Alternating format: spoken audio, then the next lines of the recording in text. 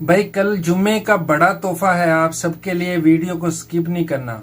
Steel fixer और carpenter 1900 riyal salary होगी और प्लस ओवर टाइम। सऊदीया का एक मशहूर शिरका है MBL के नाम से, आप इसको गूगल के ऊपर सर्च भी कर सकते हैं।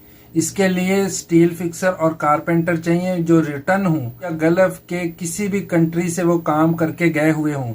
1900 riyal salary plus overtime लगेगा। जो फ्रेश हैं, जो पाकिस्तान से कभी बाहर नहीं गए, फर्स्ट टाइम बाहर आना चाह रहे हैं, उनके लिए 1700 riyal salary plus overtime लगेगा और 4 लाख रुपया टोटल खर्चा है। कल जुमा है, जुमा मुबारक। कल 10 तारीख 10 मार्च को कल से स्टार्ट होंगे, कल परसों और उसके अगले दिन 3 दिन इंटरव्यू होंगे। छोटा सा इंटरव्यू देना पड़ेगा। लाहौर वाली एजेंसी। जितने दोस्त भाई आने की ख्वाहिश रखते हैं सऊदीया और काम जानते हैं, अगर आप फर्स्ट टाइम आ रहे हैं 1700 रियाल प्लस ओवर टाइम, और अगर आप किसी भी कंट्री में पहले काम करके जा चुके हैं तो 1900 रियाल प्लस ओवर टाइम लगेगा।